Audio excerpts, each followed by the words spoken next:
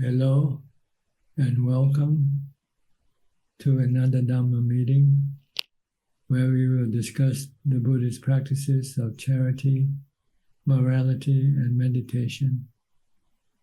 We are waiting for our first participant, which happens to be Alvin. Hi, Alvin from Malaysia. You're the first to go today. Namaskaram, Ajahn. Ajahn, I just one question that was a follow-up from last week's question. There was somebody that asked about Cetasika. It's quite similar to Chitta, right? It's just a mental formation. Is it, Ajahn? Can you repeat again? Somebody last week asked about Cetasikas. So is it similar to Chitta? Is it mental formations, right? I think from my understanding, everything that appears in the Chitta are called Cetasika. I see. Like everybody in the room here, are called participant. Okay. Anything that's in the mind, they're called Cetasika. I think if I'm wrong, then you should check with some text for precise translation. I checked the other day. I still don't understand, but I think I just leave it. It doesn't matter. Yeah, it doesn't matter, right? Yeah. But you have to know that they are all anicca, dukkha, anatta, and you just know them for what they are and leave them alone. The most important thing is it doesn't really matter. Yeah, I don't confuse myself with it. I just shall leave it as it is. Yeah, just know them and leave them alone. Just be merely knowing.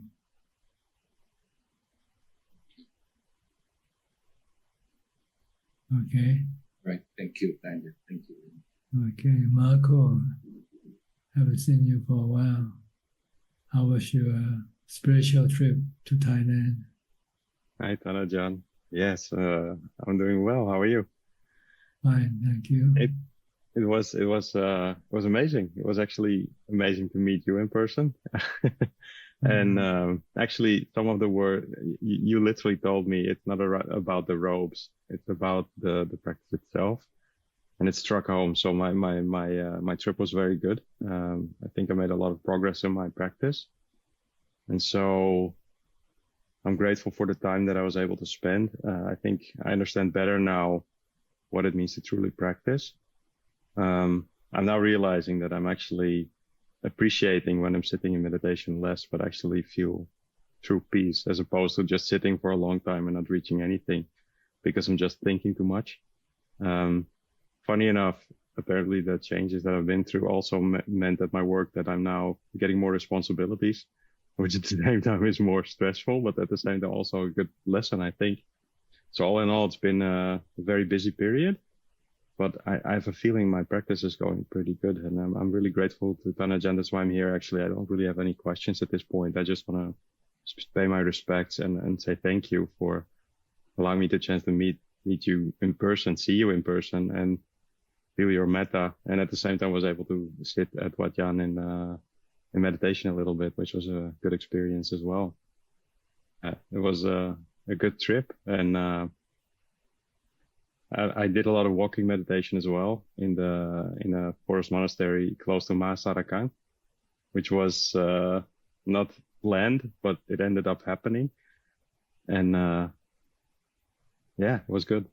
It was really good. Did you ordain as a novice? I did. And my son did as well. And funny enough, he did.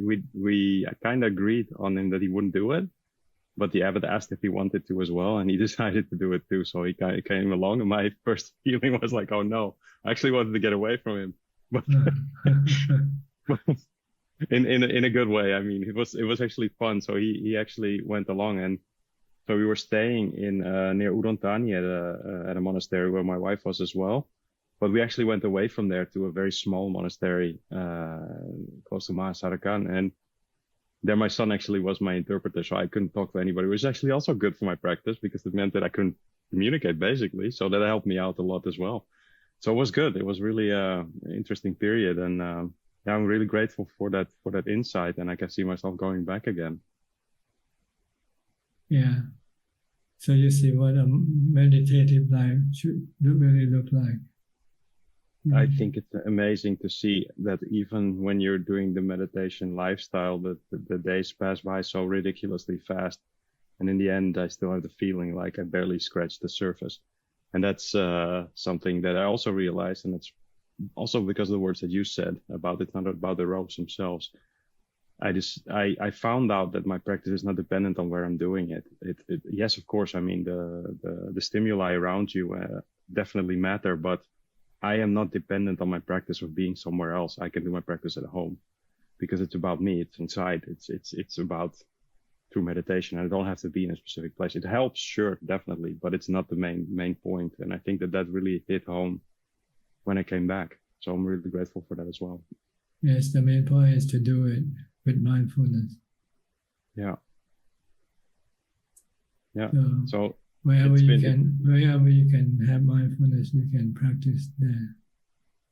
Yeah, absolutely. And I think that was key, just the lack of mindfulness. And now I understand it's the basis for everything. And that basis cannot be built without having strong sila. And I think that's something that I've been working on hard as well. And now I understand how important that is, to be true to yourself and actually be able to acknowledge the faults that before I didn't think I had. Now I know them and I'm not afraid to tackle them. I'm not afraid to fail anymore, which is something that I was also like perfecting, trying to say, okay, I can't fail. But by saying to myself, I can't fail, I was actually creating a situation where I could not live up to what I was expecting. And that actually forced me to kind of bend the fourth precept a little bit. And that's not okay. So that led me to feel like, okay, why am I doing this? It's because of how my image is. Then I'm not really following sila. So I worked on that hard as well. And this is one of my things now that I feel that I have to help my son with, because that's one of the things that has been difficult for him. He hasn't been here because he started on a new school now and his timing is really off. So he's not able to join the sessions, unfortunately, on Wednesdays. Okay. And they went on during holiday, vacation. Yeah, exactly. That's what we told him as well. And yeah, it's for him, it's a different, he really started a different phase in his life now in a new school, etc.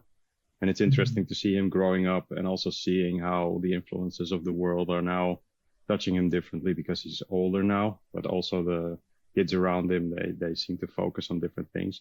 So me and my wife as parents are seeing that, and let's say it's challenging to let go and not at the same time feel responsibility as a parent, right? So, but it's good because I now have a feeling that I can see things that he's doing and I can compare and relate them to what I was doing in the past. And now I have actually experience in how you shouldn't do it. So I'm trying to at least give him that feedback. So yeah, we'll see. Okay. Good to see you and hear from you. Yeah, I'm very grateful to see you. Thank you for all your guidance. All right. So I'll move on to the next person now. Thank you, Ajahn. Okay. Next, Andrew. Andrew, where are you from?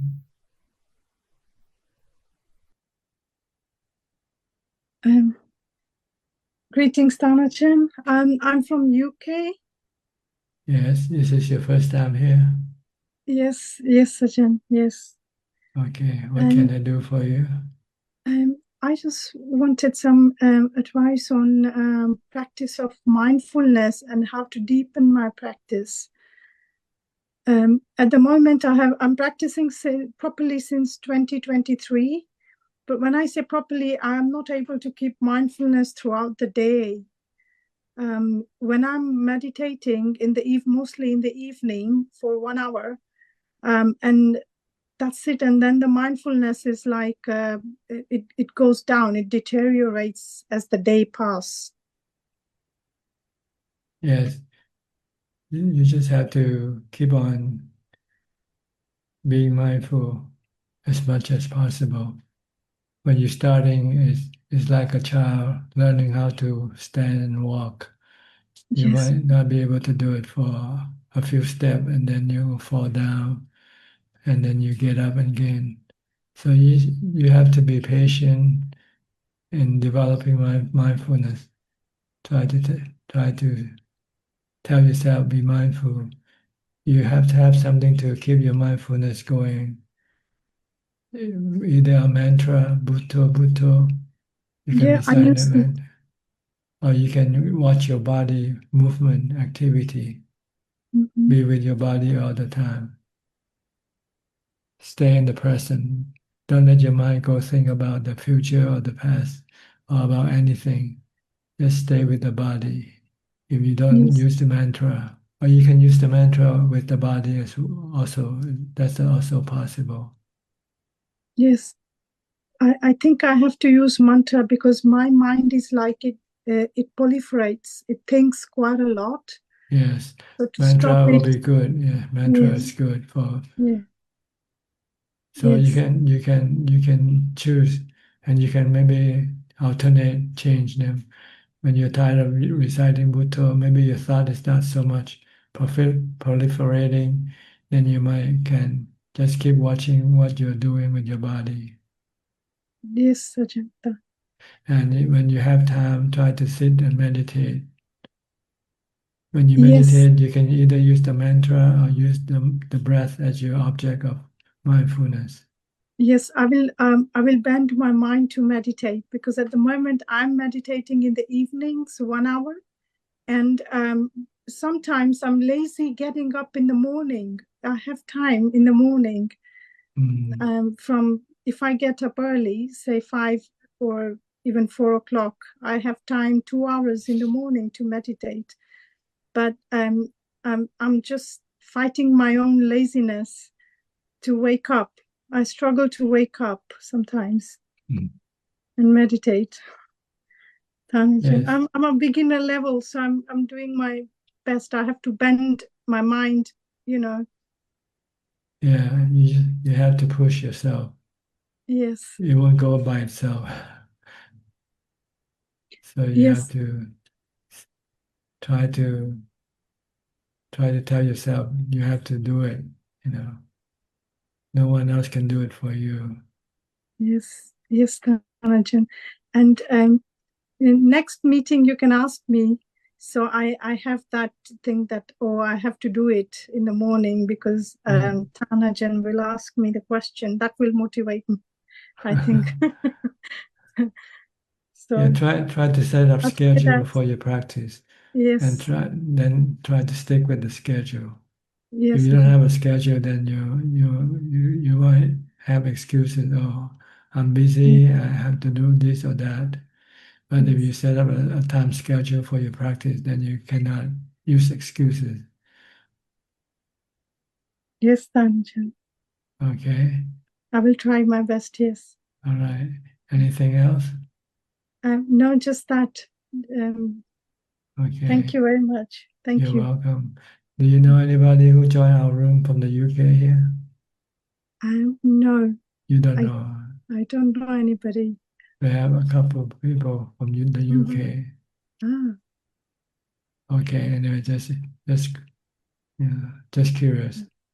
yes. Okay. No, I don't know anybody else, but maybe Uh, I thought you attending might. regular, I will know. Yeah. I thought someone might recommend you to join the room. Ah, yes. Thank Okay. you. Nice talking to you. Nice talking to Thanajan. Thank you. Okay. Next, I think Josh was here before, and I think, this disconnected us back again. So I'll go to Josh first. Hi, Josh. Hi, Ajahn. Can you hear me? Yes, perfectly.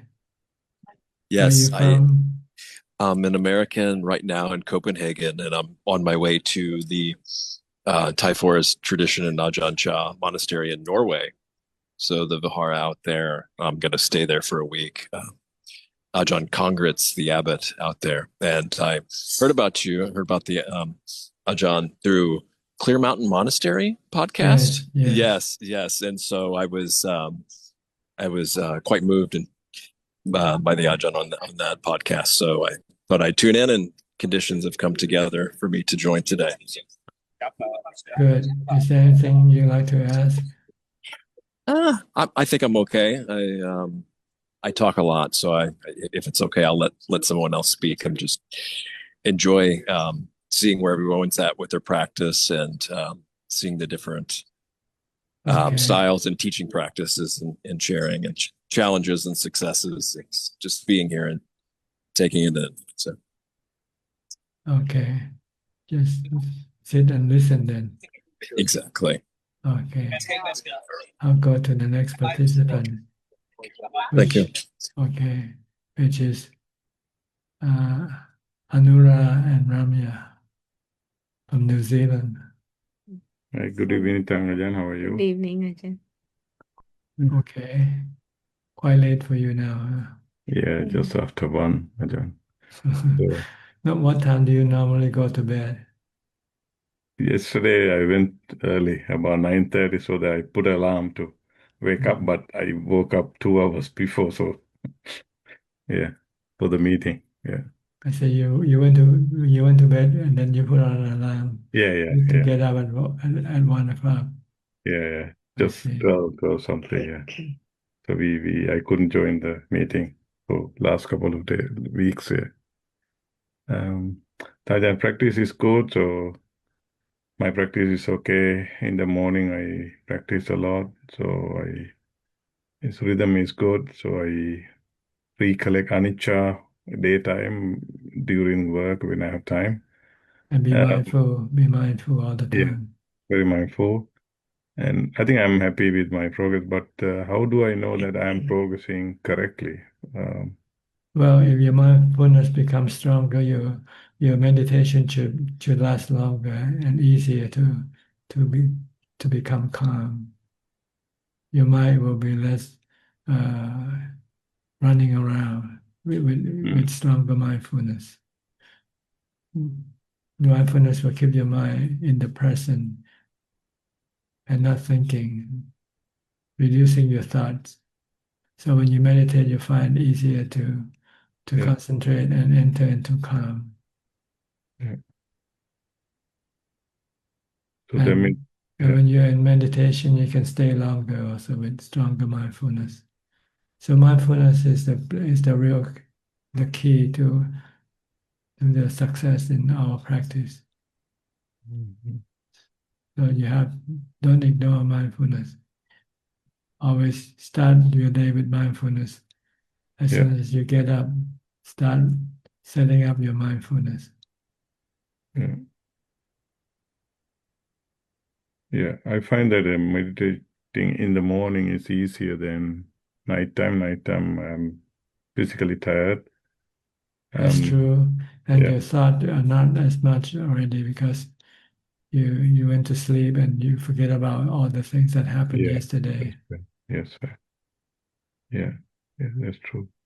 So that means if I'm on the correct path, then I should have less thoughts during the day. Is that correct indication? That's right. Reduce your thought as much as possible by just using a mantra or keep watching your body.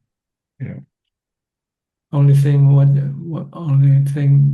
you have to think, but when you don't have to think, try to stop. Yeah. Yeah. Just to be merely observing and knowing what's going on. Yeah. Okay. Okay. Yeah, thank you, Dhamma. Yeah, that's good. Yeah, thank you. Yeah. You're welcome. Yeah, thank you. Thank you. Thank you, Dhamma. Yeah. Next, Ricardo from Uruguay. Are you entering into spring now? Springtime for you now? Yes. Good morning, Tanachan. Nice to see you again. Yes, coming into spring, the flowers are blooming and yeah, it's getting better, the weather. More sunshine. Yes. Good sunshine. Yes. Yes. Yeah. Okay. Anicca, How- just Anicca. remember it's anicca. And anatta. Nothing. We don't control anything. That's right. Everything is like the weather. Even our body is like the weather. Right. It go from young to old. Keeps moving on. Yeah. So we just have to accept them for what they are, and we will have no suffering. If we want them to be otherwise, we will get suffering.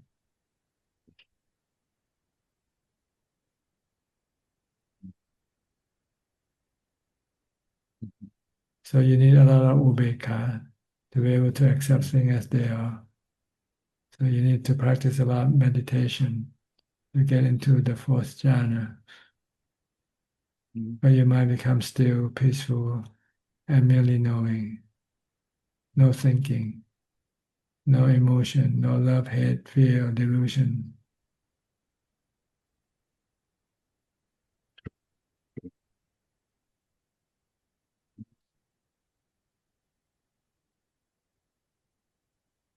Do you have any question?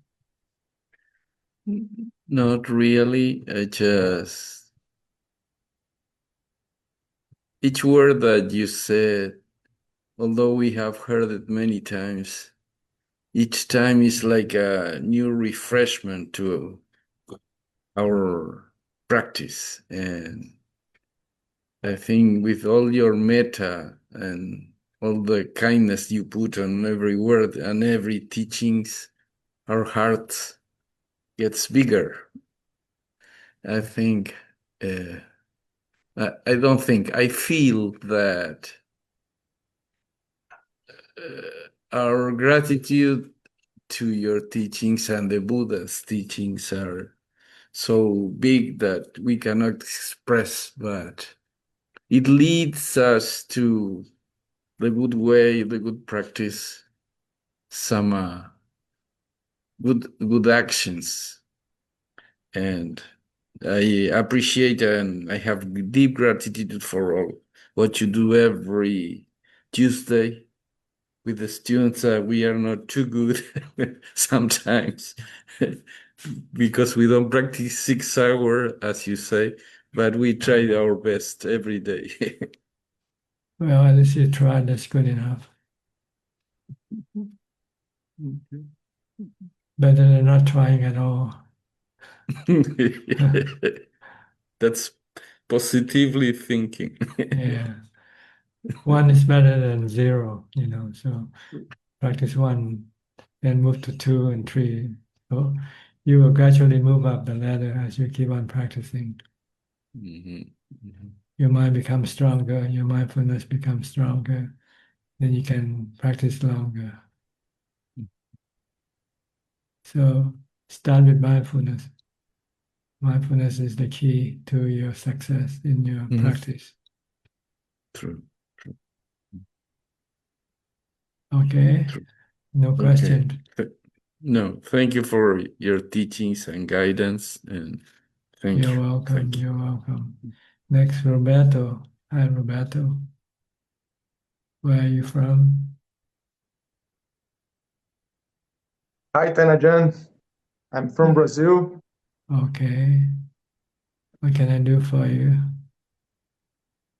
I just came here because I watch your live streams very often, and I wanted to come here and just say my greetings and my thank you for all your live streams. It's very helpful for me.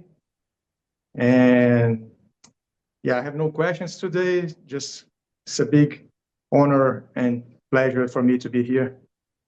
Okay. Good to meet you. I hope you will enjoy your practice and do more of it. Thank you. Okay. Your tips, your suggestions, and your teachings are very helpful all the time. I want to thank you for that. Yeah, happy to hear that. Okay. I'll go to Celia now from Peru. Are you in Lima, Peru? Hello, Prajan. Good evening. Yes, I'm in Lima. Still, Okay. I'm here Sure. for yes. I just came to pay my respects too, and also to show my gratitude for your teachings. But I think Ricardo already said everything. But yeah, I've also find it extremely helpful, your teachings on mindfulness, especially. Because you keep repeating it, and that's extremely helpful, no? And now I'm basing my practice in that, and I can see how helpful it is, no? During the day and also for meditation, no? For doing anapanasati. So yeah, extremely grateful and many thanks. Good. When you practice mindfulness, you are actually meditating without knowing it. You thought meditation, you have to be sitting still and close your eyes. But actually, you can meditate in all your waking hours. As long as you have mindfulness, you're practicing meditation.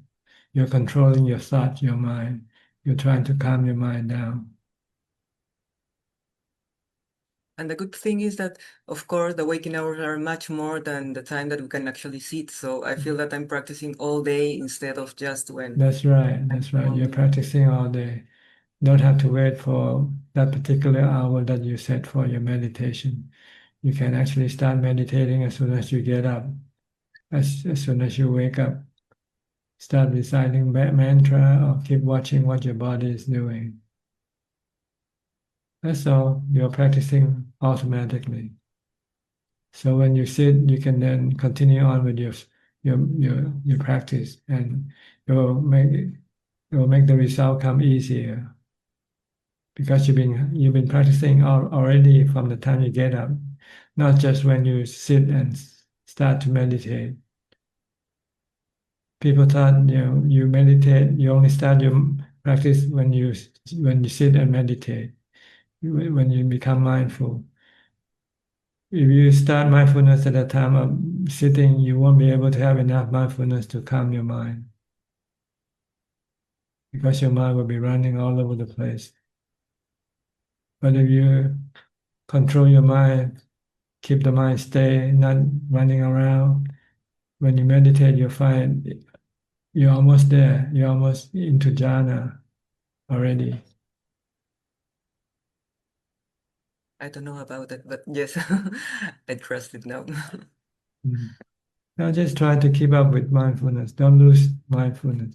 You can practice in your waking hours. Don't have to wait for the time to meditate when you start your mindfulness practice. That will be too late to give any result in your meditation, in your sitting meditation. Rajan, so many thanks. Okay. How's everything? Your mom okay? She had an infection, and soon we are going to have the results of their exams, the scan exams. And yeah, I'm going to have to take some decisions this week and next week, with the doctors. So yeah, trying to be mindful and take it as it comes, no? Yeah. Okay. Just don't forget the three characteristics of existence. Dukkha, anicca, anatta. Yes. Especially dukkha. In my case, it's dukkha, anicca, anatta. If you see the body as anicca and anatta, there will be no dukkha. Yeah. Dukkha only arises because you don't see anicca, anatta in the body. You see a person in the body. When in fact there's no person in the body. There's just only four elements in the body. And it's temporary. It doesn't last forever. It will return back to the original four elements. The body one day will then return to the elements, original state of the element. Earth, water, fire, and wind elements. No self in the body, nobody in the body, no you, no me in the body. You and me are in a different dimension. We are in the spiritual realm. we just connect with the body and use the body as an instrument to take us around to do things that we wanted to do. That's all. We are the knowing element that connect to the body and use the body as the servant to serve our purpose, our desire, our cravings. The reason why we love the body is because we rely on the body for happiness. Without the body, we cannot have any sensual pleasures. So we cling to the body. We need the body like a drug addict need the drugs. So that's, if you want to give up the body, you have to change your way of making yourself happy. Instead of making yourself happy through the body, you make yourself happy through meditation. Once you can be happy with meditation, then you don't have to rely or depend on the body. Then letting go will be easy because you don't need the body anymore. So try to meditate and be happy with meditation. And then you use the body less and less. As you have more happiness from meditation, you spend more time meditating than using the body to go after sensual pleasures.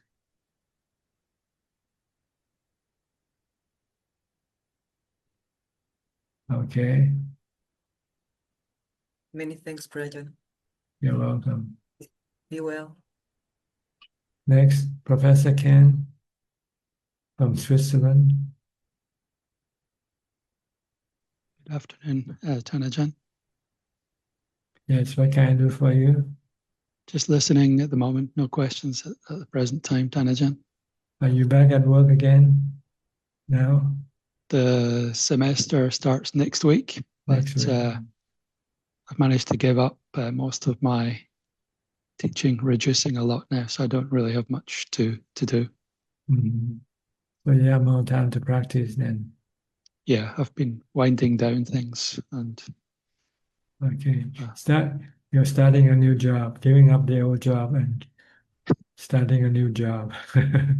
Yeah, it's been a part-time job so far, but it's increasing now, the practice job. The job that will stop all jobs. Once you finish with this job, you don't have any job left to do.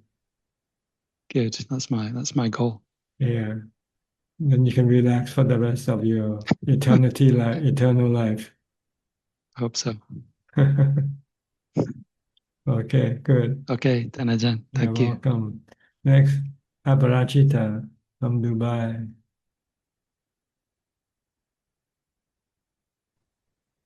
Are you Good winding evening, down Brad. on are you winding down on your job also? That is a wish. I don't think it's happening too quickly. So I'm just trying to integrate it so it becomes a little closer to the real job. Mm. But yes, I'm happy to be here. I just wanted to pay my respects. And yes. Yes, the way to reduce your job is to reduce your expenses. Spend less. Then you don't have to work as hard to get the money to pay for what you spend. The Buddha said, live frugally on the four requisites of life only, and nothing else. Then you won't have much expenses. Then Yes. when you don't have much expense, then you don't need to have much income, right? So less income means less work, more time for meditation, more time for practice. Yes. So Yes, I am. try to live simple. Eat once a day, something like, reduce your excessiveness. We are too excessive with our living requisite. We're spending too much more than what the body really needs. Yes, as you said, the Buddha said just the four is enough. if we can start Yes. to reduce our cravings. Uh-huh. Yes. And when you meditate, you reduce more craving as you advance in your practice. The more calm your mind becomes, the less craving you will have. And you'll find that you don't really need much at all to exist, to be happy, because you're happy with your meditation. So you don't need to buy stuff to keep you happy. Yes. So I will focus on the, yes. Yeah, focus on Within this- reducing your expenses, the Yes. non-essential items. Ask yourself, do you really need this or not? If you don't need it, okay, get rid of it or stop using it. Stop spending money on it. Yeah. Then you'll find that you become richer, you know, because you spend That's less. true. Yes. Yes, I'm working on that and not being sort of mindlessly spending and yes. Yes. So We spend money to keep us happy. That's the reason why we spend money, because we feel sad, we feel lonely, we feel not happy. So we thought by spending money on something will make us happy. That's the wrong way. You should meditate to make yourself happy and save the money for the essential thing. right. Yes. Okay. Okay. Yeah. All right. I'll go to Kek Yam So from Malaysia. Kek.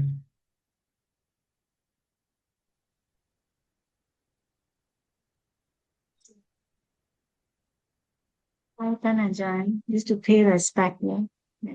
Okay. Go to Gary from Singapore. Greetings, Ajahn. Just here to listen, no questions. Thank you. Okay. To Vancouver, Sweden, Czech. Greetings, Greetings, Ajahn. Ajahn. But Ajahn, you mentioned that we use our body for happiness, right? But what like for beings in other realms without body, what they use to gain happiness? They use their good or bad karma. They use their good karma for their happiness, but sometimes they don't have the good karma because they only did the bad karma, so they have the bad karma to give them the suffering instead. So they don't have any happiness, like in No, like in the realms of the hungry ghost, the hungry spirit, the scary spirit, and hell. There's no happiness there because they are using their bad karma. Oh, so no breaks, like always unhappy. No. If you want to be happy when you don't have a body, you have to make good karma, like do dana, charity, give to charity, or do sacrifice your something for other people to make other people happy, or meditate.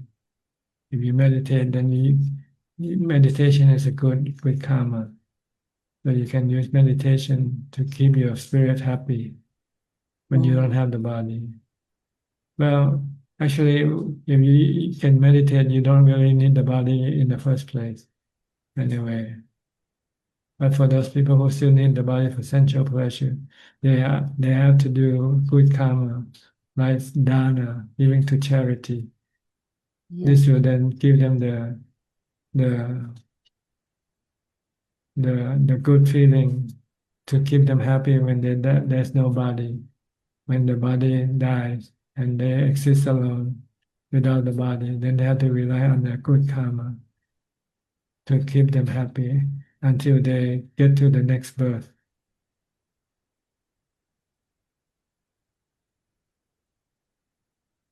Or better, don't get to the next birth if you can practice meditation and get rid of all your cravings. Then you won't have to take a next birth anymore. Mm-hmm. And you mentioned that when we are keeping mindfulness, that's we are meditating without knowing already. That's right. You're meditating, because when you sit and meditate, what do? You use mindfulness, right? Mm. Your body just sit down and do nothing, and it's your mind that doing the meditation. So your mind can meditating all day without having to be sitting down to meditate. As long as you have mindfulness, you're already meditating. You're already controlling your thoughts. Oh. You're releasing your thoughts.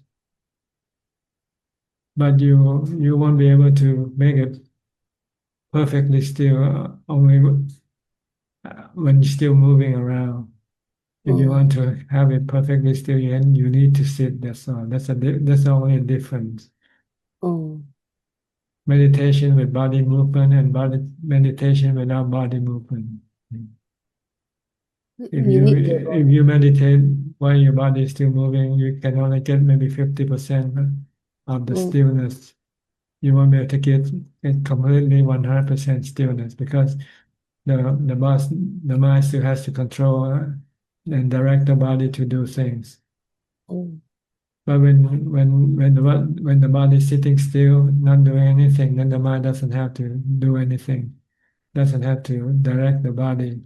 So the mind can then enter into 100% stillness. When you're meditating, as soon as you use mindfulness, as soon as you have mindfulness, you're meditating already. That's why when we sit down, you want us to ignore, like even when we have let's say runny nose or something. Because you have to use action. The mind has to work. See, the mind has to be the one to move the body, to do whatever it wants the body to do. So when you meditate, you don't want to move the body at all, so that the mind doesn't have to do any work. Then the mind can become completely still. See, but if the mind still have to work, it has to move the body, it has to scratch the body, it has to change posture, then it will not be able to become perfectly still. If you want the mind to be perfectly still, you must not do anything. The moment we direct the mind to do something with the body, then we are not still, right? So we have to forget about the body. And then you also have to forget about the mental stuff that come into your mind when you meditate. If you deal with them, it means the mind has to work again.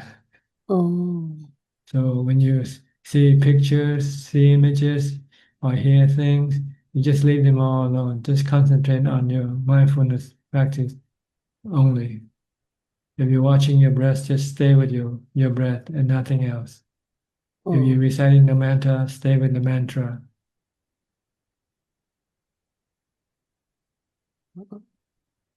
Okay. So you're meditating actually all day. As soon as you use mindfulness, as soon as you practice mindfulness, you are meditating. Only the difference is how much stillness can you get from your mindfulness practice. If you're sitting still, you get 100%. If your body is moving around and you have to do things, then you might only get 50% of the stillness of the mind. But it's better than not. Yeah. Or some people just sit and not being mindful at all. And then they think they're meditating. They sit there and they think about this thing, think about that thing, and they thought they're meditating. You must not think. When you meditate for jhana, you must not think. People want to contemplate, investigate the body. This is not meditation as far as for the jhana is concerned. And your contemplation or investigation into the truth of things will not be effective or will not be fruitful, because you won't have the ability to get rid of your suffering caused by your defilement. The reason why you contemplate, you want to teach the body to let go of the cravings or attachment to things. Yeah. But if you don't have equanimity, you won't be able to let go anyway. Oh. So you must not go over your meditation practice for jhana first. And then once you have jhana, you have equanimity, you have the strength to resist your defilement. Then when you investigate to see the cause of your suffering comes from your craving or your attachment to things, then you just stop your craving, stop your attachment with equanimity. Like attachment to your body. When your body gets sick, you want it to get well. When it doesn't get well, you get suffering. And you want to stop the suffering, then you have to tell the mind that the body is not under your control. You cannot tell it to get well, when it gets sick. Only thing you can do is accept the body's sickness, and then you won't have any craving or attachment to the body being well, getting well. So when there's no craving, then there will be no dukkha, no suffering. Then the mind can live with the sickness as if the body doesn't get sick. Because there's no dukkha. But in order to stop your craving, your attachment to good health, and you need to have equanimity first.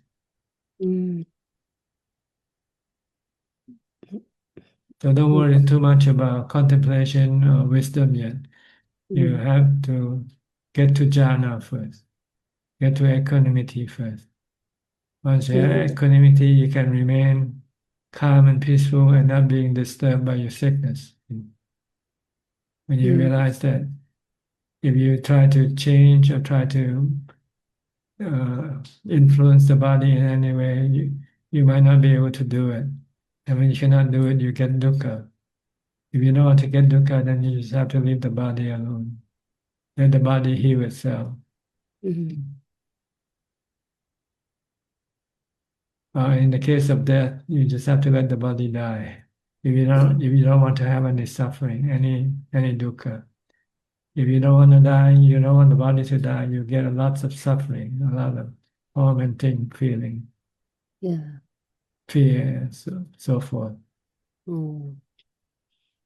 And to stop this, you need equanimity to be able to do it. When your wisdom tells you the problem is your attachment, the problem is your craving for the body not to die. But you cannot stop the body from dying. So your craving doesn't change anything. It only hurts yourself, only hurt the mind by creating suffering.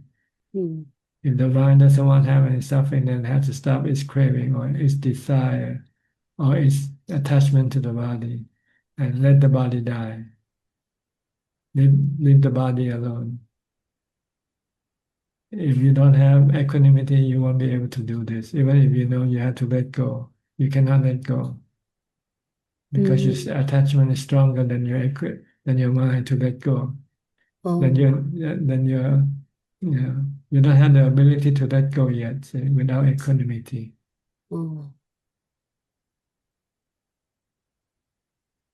So we have to practice letting go first by using meditation, mindfulness meditation, to get to jhana, where then you can let go of things. Then when you come into a situation where you have suffering due to your attachment, then you can tell the mind to let go if you don't want to have any suffering. When you let go, then the mind becomes peaceful and no suffering. So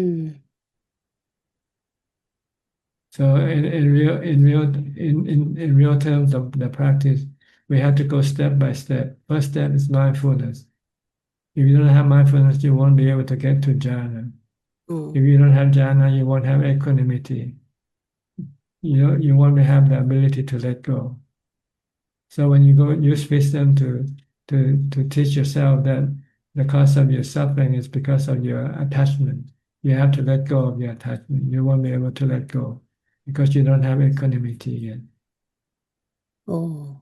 But if you already have equanimity, when you have suffering and when you investigate with wisdom, you'll find that your suffering is caused by your attachment.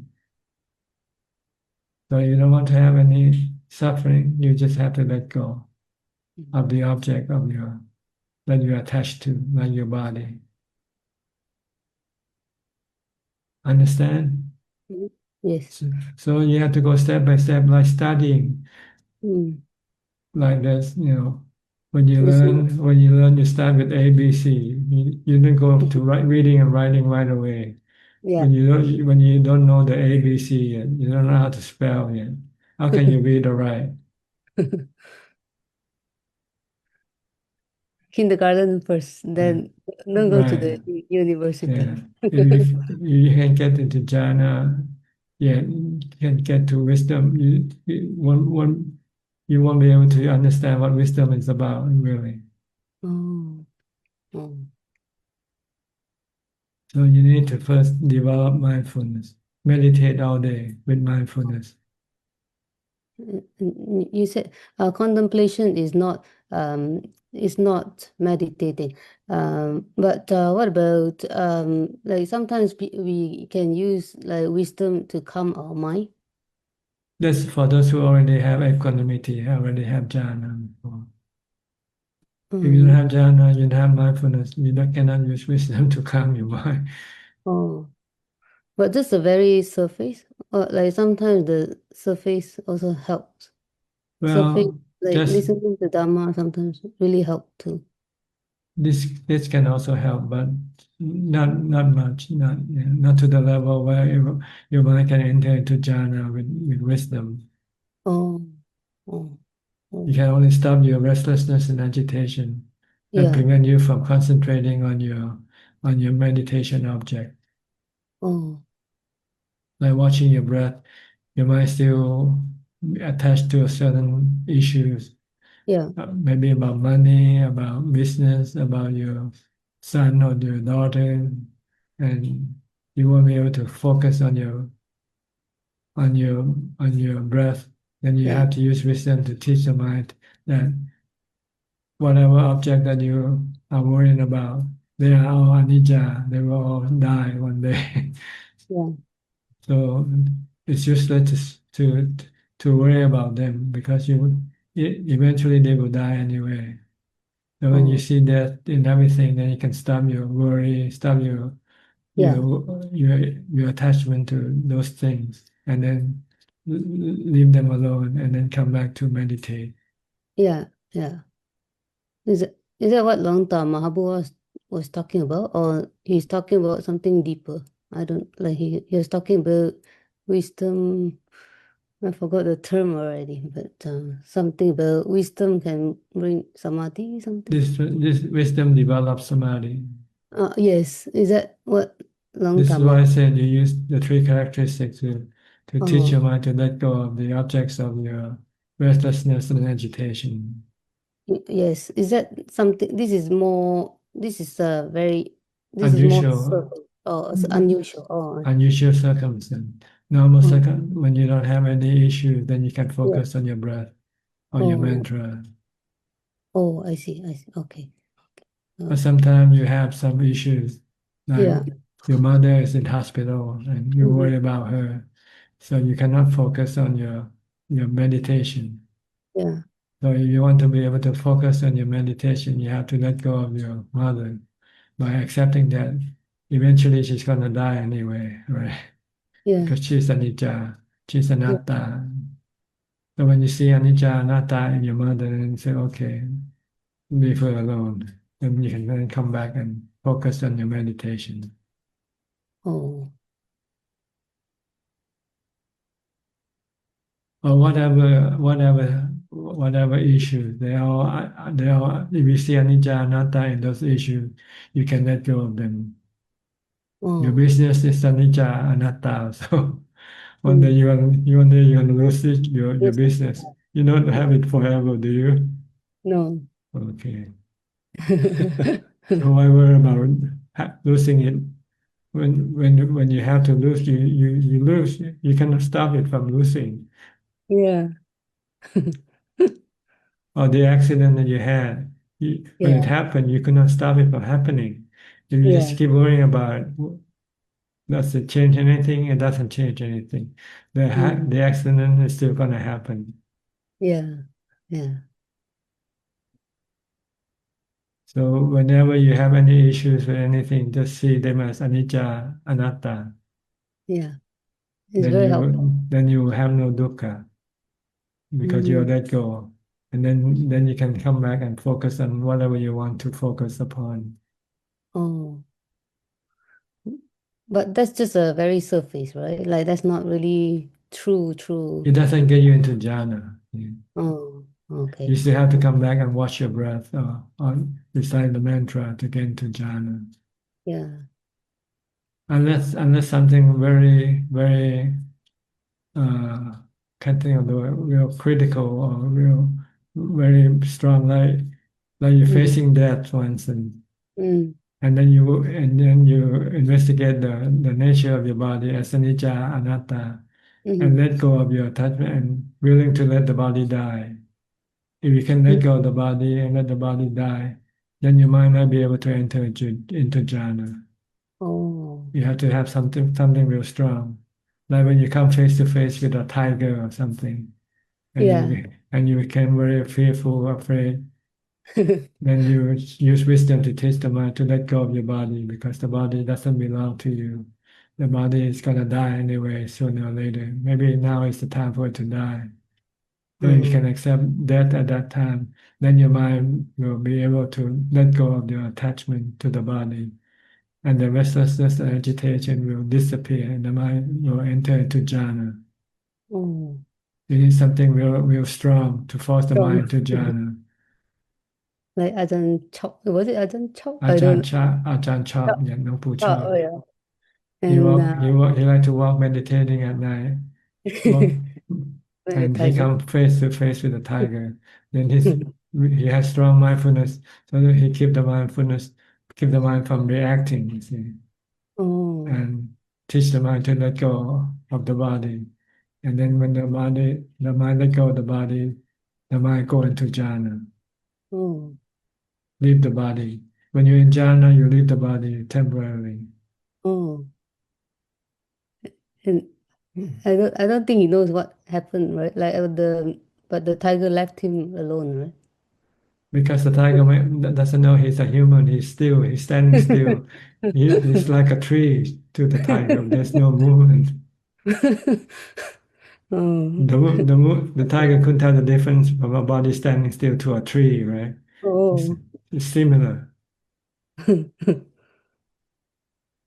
And like the Buddha's father you mentioned before, also he before death, something like he was facing death too, and then Yeah, he he was very ill, Mm. and so the Buddha taught him to let go of the body, and he let go, and he became enlightened. Mm.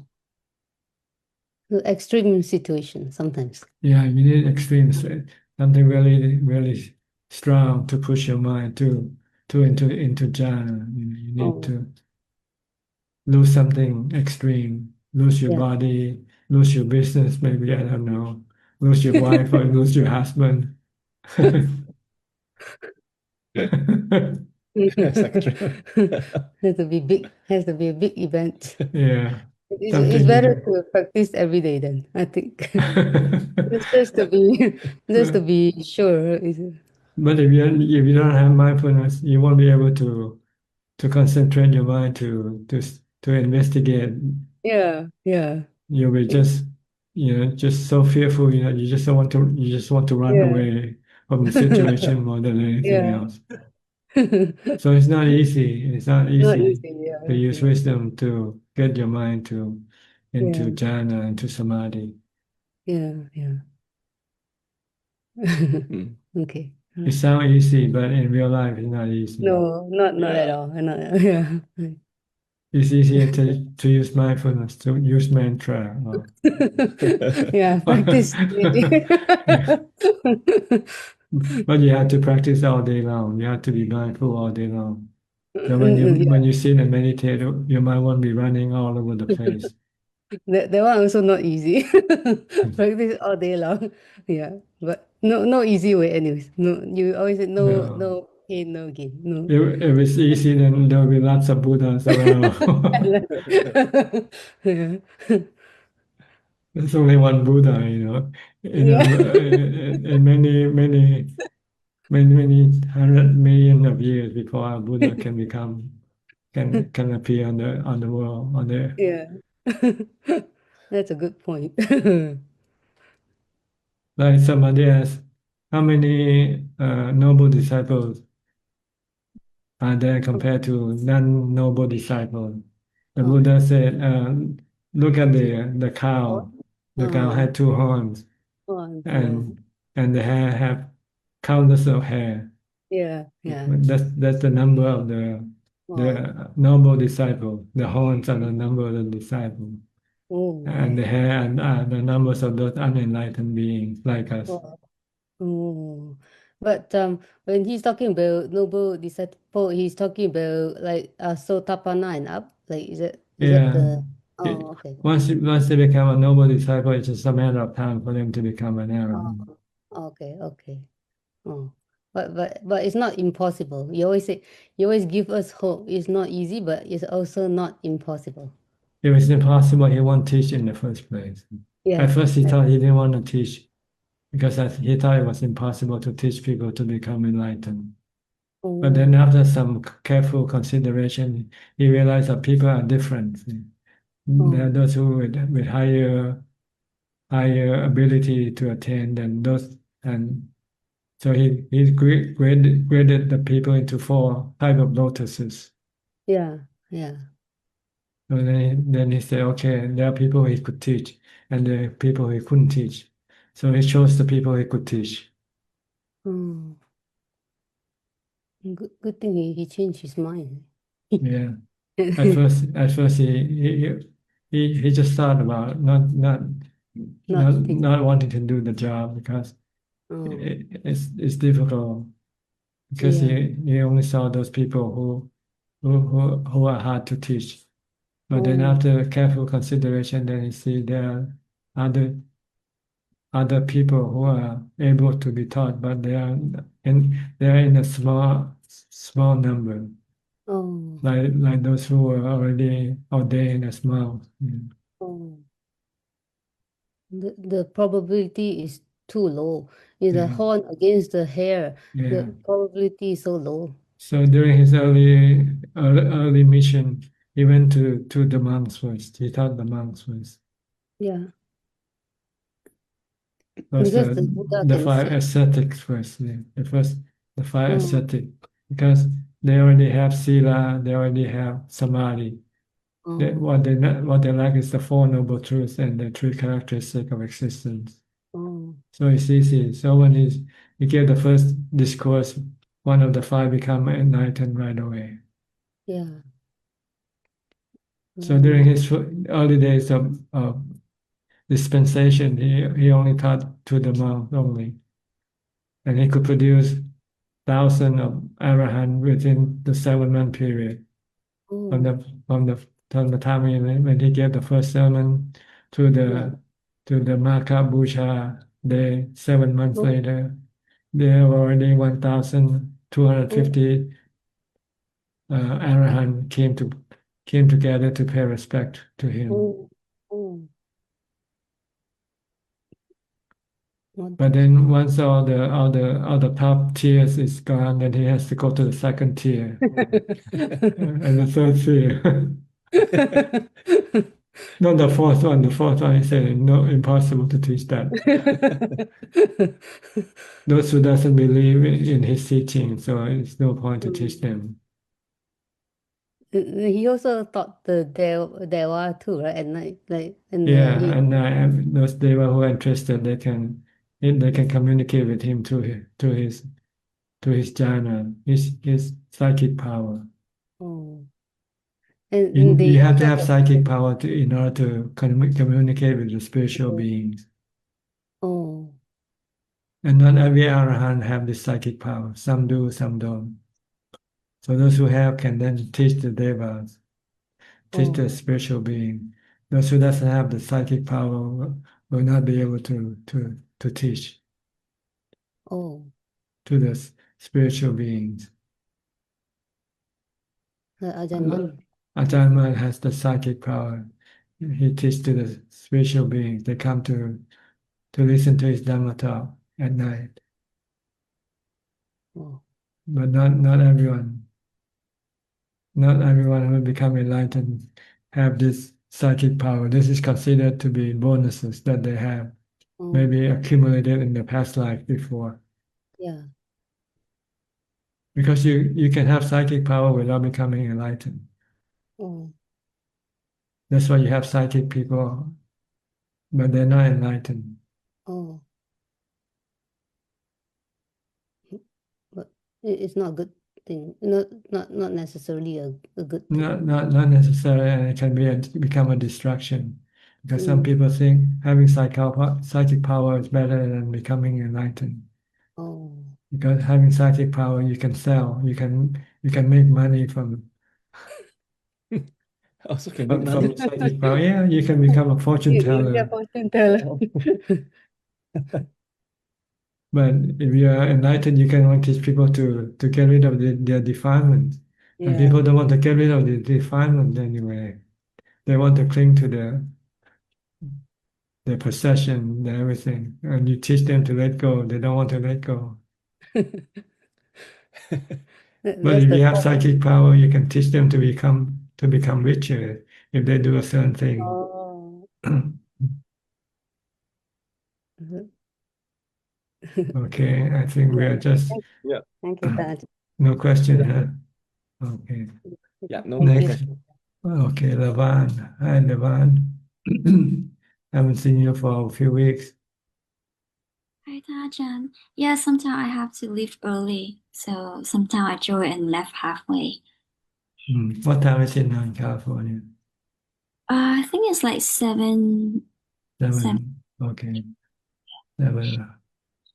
Taja, I have a question. I heard that sometime like if we got reborn in the Deva Ram, you can still practice the Dhamma in the Deva Ram and become enlightened that way.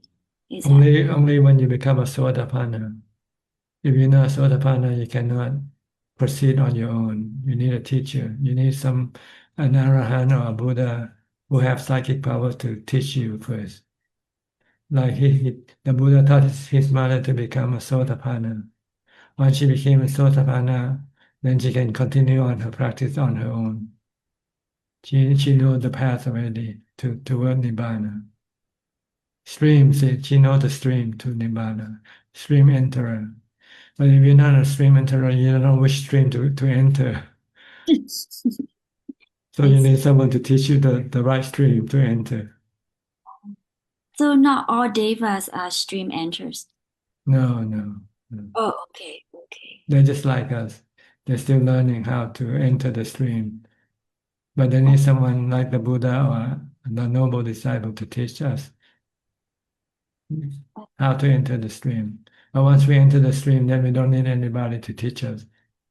If we have, it will be faster. But if we don't have, we can go on our own using trial and error method. But with someone who already fully enlightened, then they can point to the right path right away, straight to the point. I'm just curious if the Buddha is still communicating with other beings. You have to ask him. You have to have psychic power to communicate with him. What do you want to know that for? It doesn't matter to your becoming enlightened or not. So don't worry about things that doesn't contribute to your enlightenment, wasting your time, your precious time on earth, because you don't know how much longer you will live. So better concentrate on using the time profitably on things that will help you enlighten, like how to meditate, how to get into jhana, for instance.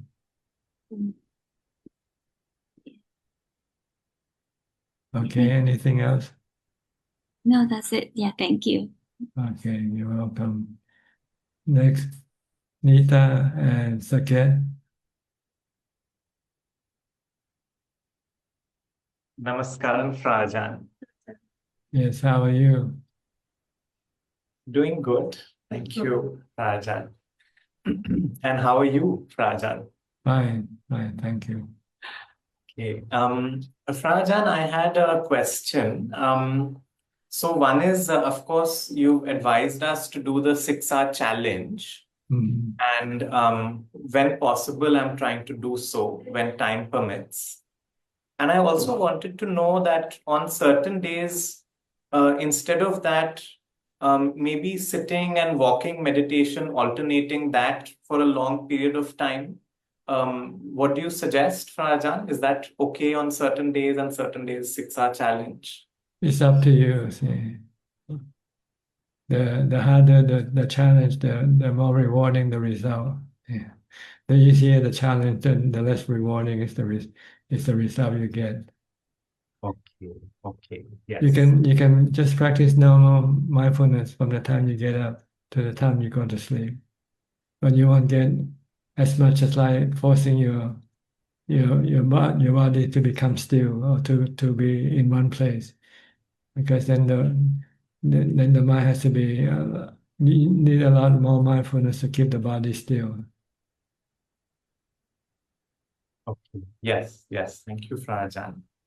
And in case time permits, then if we want to block out, let's say, few days, I don't know, maybe 2-3 days, maybe a week, for maybe like our own at-home meditation program, Yes, the more the better. Intensive practice, less communicating with other people or sensual objects.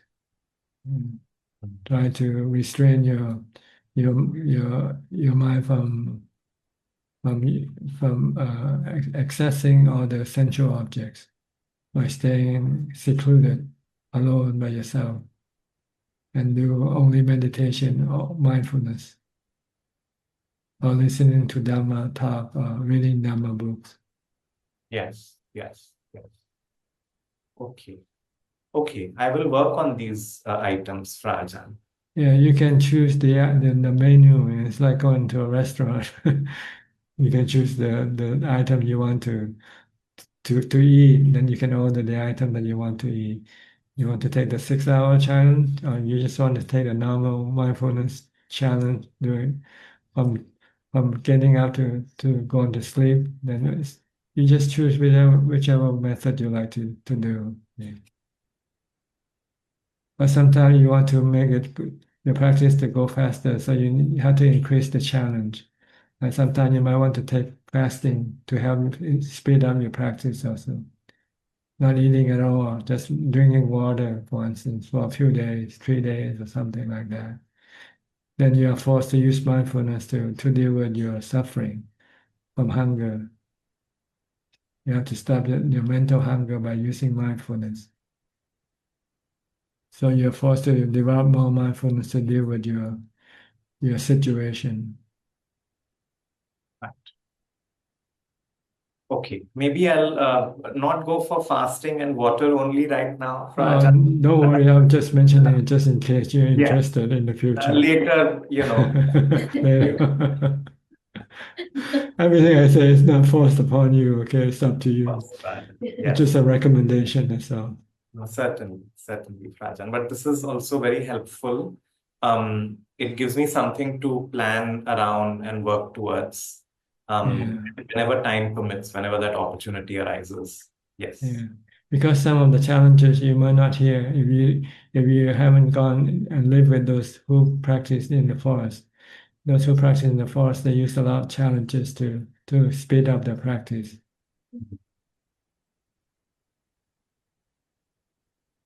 Understood. So I just introduce you to these challenges just in case you're interested. That's all. Of course, yeah.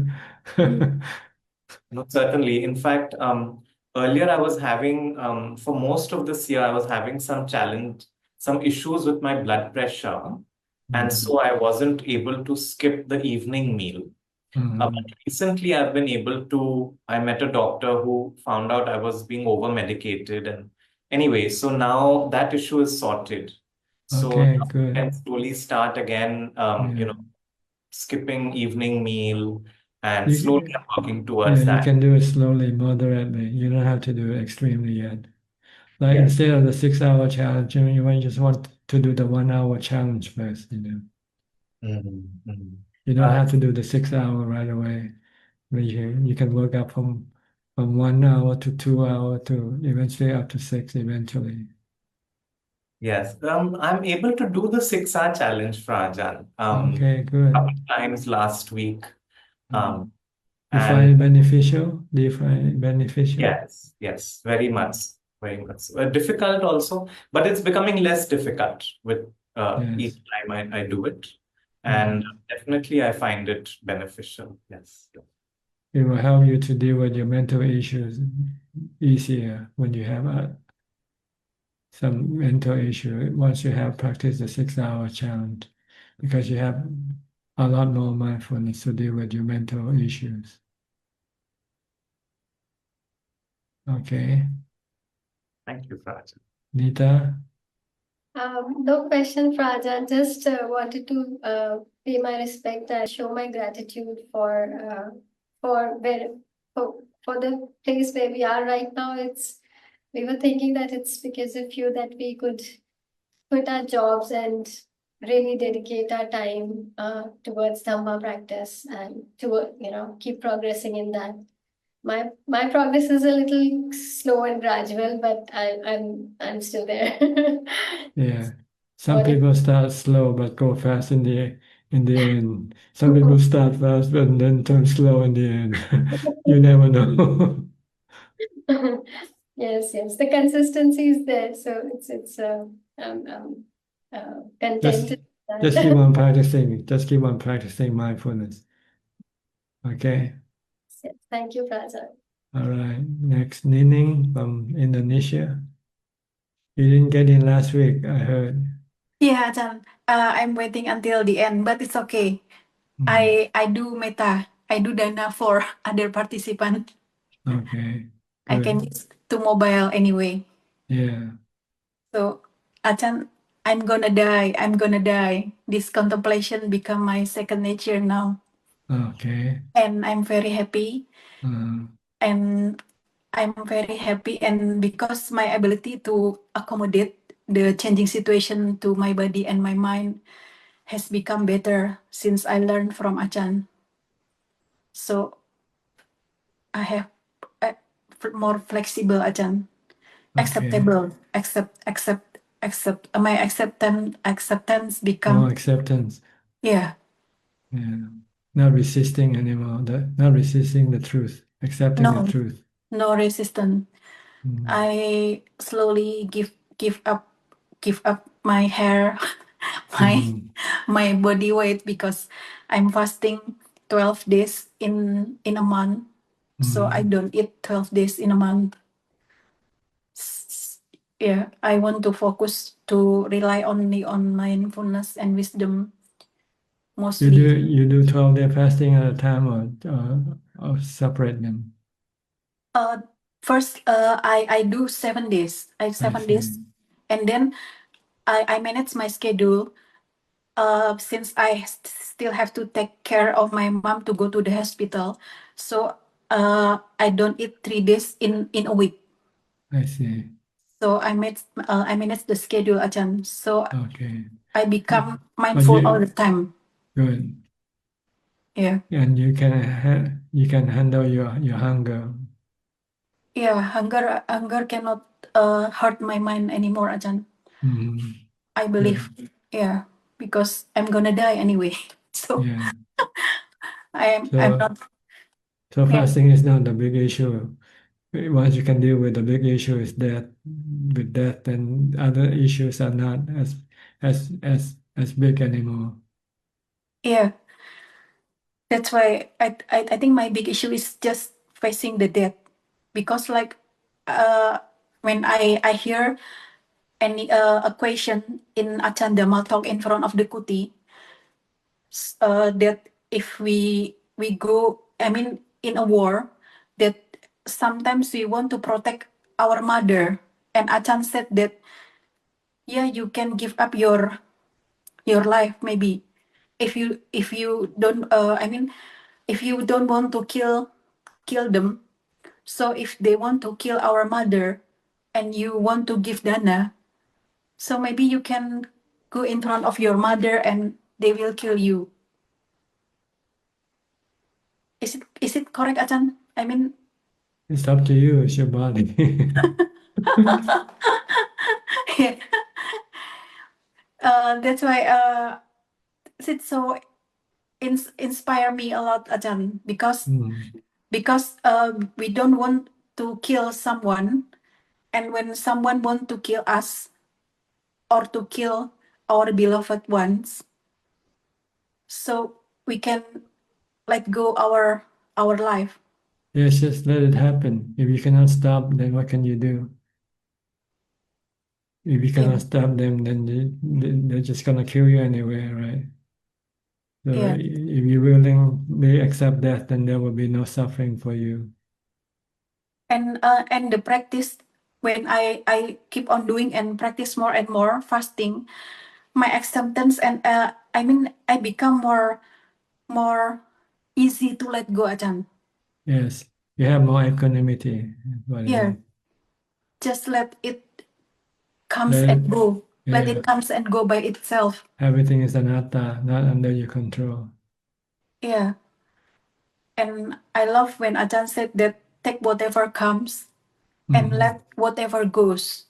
I think it represents the anicang, lukang, and anatang, Ajahn. Is it correct, Ajahn? It's the same thing. Yeah. Anatta is to see that everything is not under your control. So when you cannot control things, then you just have to let them be, right? Yeah. Let them alone. Yeah, Everything is like the weather. Let the weather come and go. Sera. Mhm. Yeah. That's Whatever why, will be, will be. because the real truth is that aging, sickness, and death, it's that Yeah. the big picture. Yeah, the real thing is to protect your mind from suffering. That's all. The mind suffer because the mind cling or attached to things. Once you let go of your attachment, then your mind is safe from suffering. No suffering in the mind. Yeah. Now I become watcher. I don't think too much and just merely know, like Ajahn said. But that kind of behavior, it built by my practice, Ajahn. Because of my practice, that's why I practice more and more, because the result is very good. Yes, you have to meditate also, not just thinking only. Yeah, I mean, meditate every day. Okay, good. Become mindful. All day Also, long. yeah, stay with my body as much as possible. Kayak nupasana. And then you sit down and meditate also. Yeah, I meditate. Okay. And yeah, do sitting meditation also. yeah, that's my favorite time, Ajahn. Okay, good. No one, yeah, I prefer do sitting meditation to everything, Ajahn. Good. Because that will give you happiness. When you meditate, your mind becomes calm, and you feel happy. Yeah, and that's why I'm happy most all the time. Good. Yeah. Okay. Anything you. else? No, Ajahn. Thank you, Ajahn, for the teaching. You're Thank you for welcome. the teaching. Next, Rohini from the UK.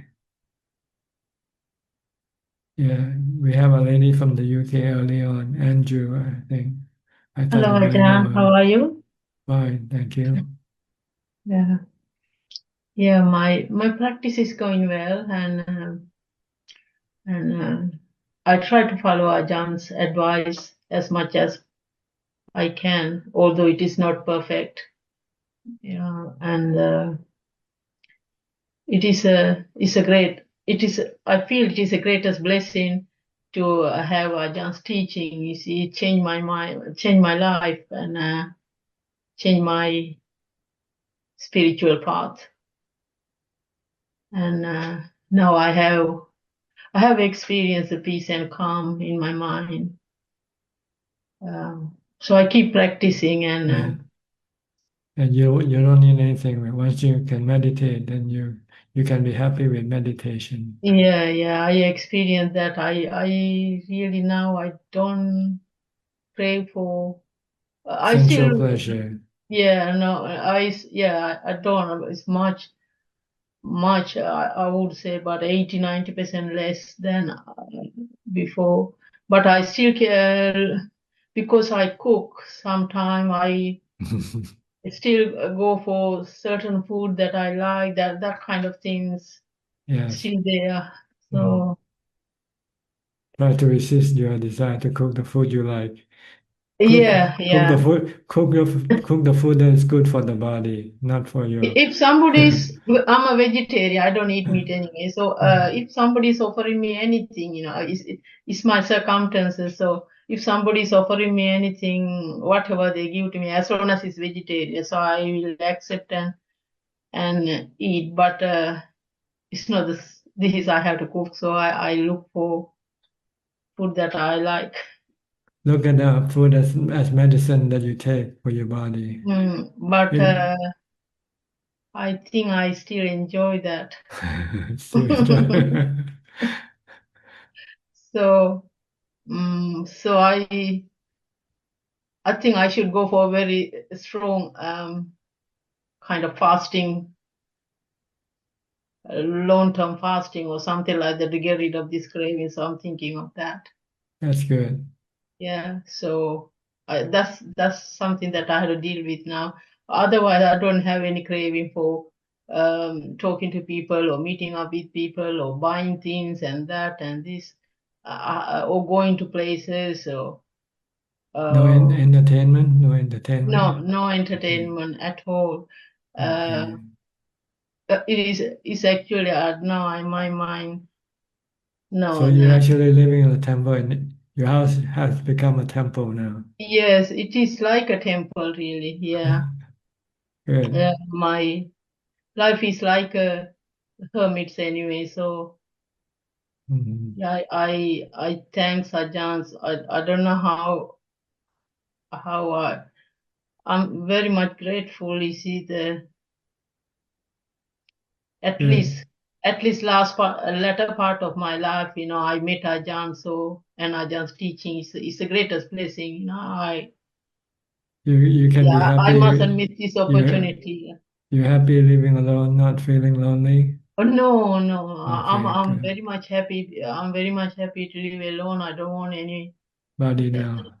any contact with anybody, because even if I do have any contact, that is only out of necessity, not out of yeah. pleasure. Okay. Yeah.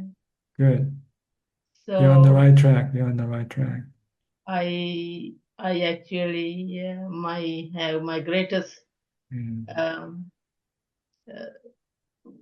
Stay mindful all day long. my greatest respect to Ajahn to give us this teaching. Practice mindfulness all day long.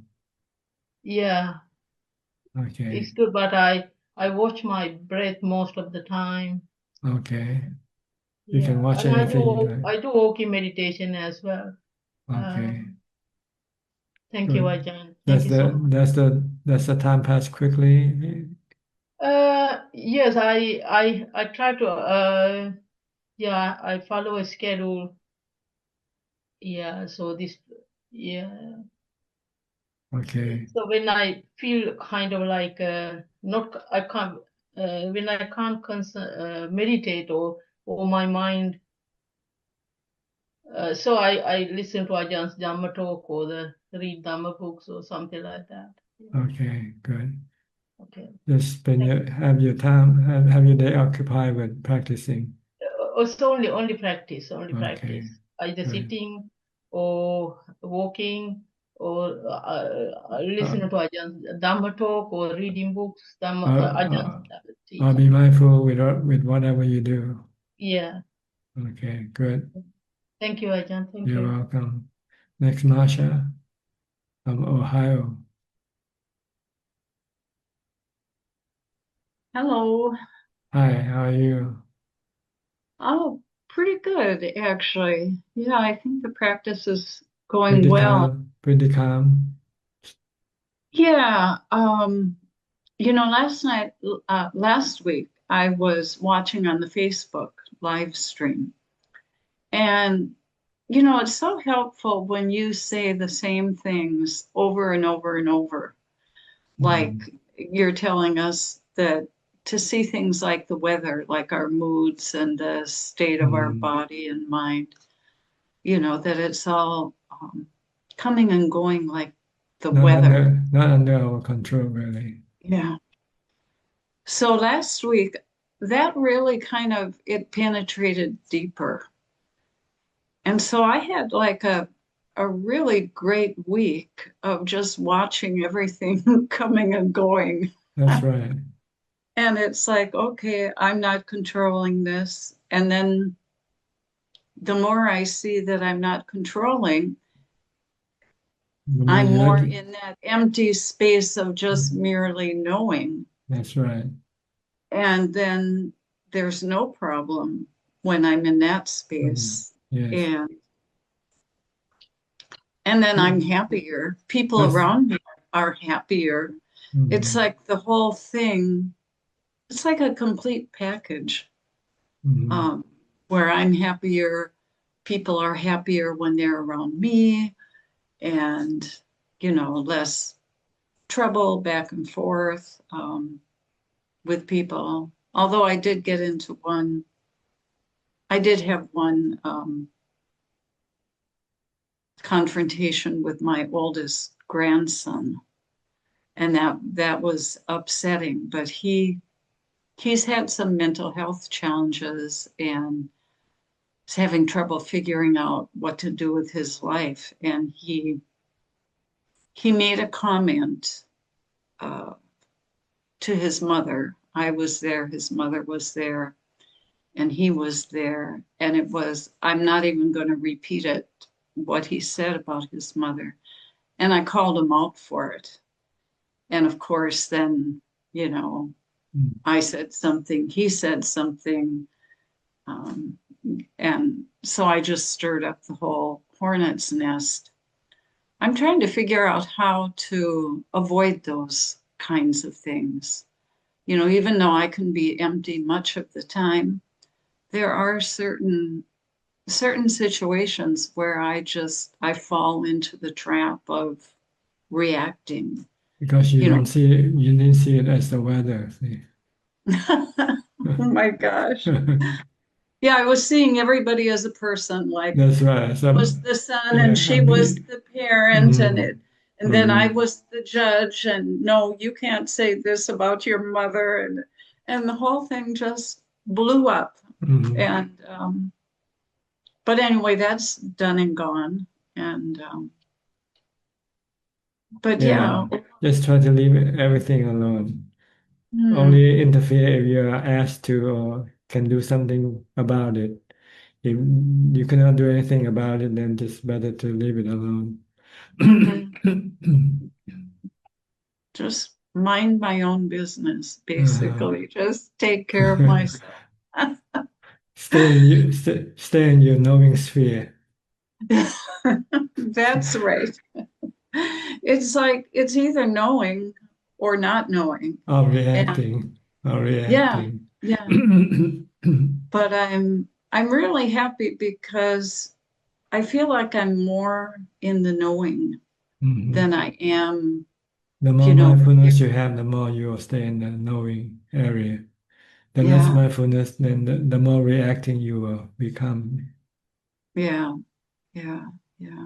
So stay mindful and keep practicing meditation. Yeah. And then the other thing that I'm starting to notice, and I don't know if it's just that I'm getting older and I don't remember things as well, but when I have like a good meditation and I reach that empty area, it's like the empty room, and the breath comes in, the breath leaves, the thought comes and it's gone. A lot of times when the meditation is finished, I can't remember what happened. What It's like I happened have, in meditation? yeah, like the, It doesn't I know matter. that I was You doing don't, a certain, you don't have to worry about that. okay, It's gone. It has become the past. Whether you remember it or not doesn't matter. Stay in the present. Keep your mind in the present. Keep it merely knowing. Don't try to become inquisitive. like sometimes I'm thinking, oh, I need to remember how I, the chain of events, what I did, how I investigated, how I ended up in the empty area, and but just to let it all go, I guess. Let it. If you can remember, it will be good for your next practice. So you Yeah. can repeat the same thing again. Yeah. But if you cannot remember, then don't worry about it. You can, when you restart, you'll probably remember because it will become second nature to you. Yeah. Because sometimes you can remember, and when the time for you to do the practice, you can still forget. That's right. I'm not controlling anything. Yeah. So just be mindful, that's all. Stay mindful. That is so true. Okay. I think that's all. Okay. But thank you. Thank you so much. You can Just you can meditate all day by being mindful all day. yeah, I think I've been more mindful than I give myself credit for sometimes. Especially us Westerners. We tend to be very self-critical and undermine our accomplishments or fail to see, like, I can't be mindful all day. Maybe I am, pretty mindful all day. And I think as we practice, we need to give credit, pat yourself on the back and say, yeah, I'm doing it, instead of like, oh, I can't do it. I think a lot of people, like in my Western meditation group, they don't have the confidence that they can do the practice, and they don't acknowledge when the practice is happening correctly. And then they're just kind of confused all the time. But that's why we need a teacher. That's why we need a good teacher like you.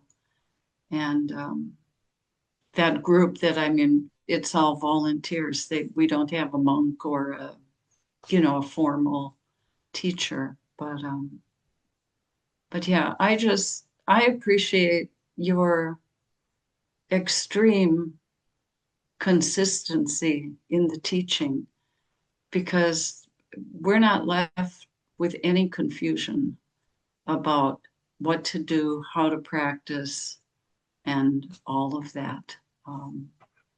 Okay, good.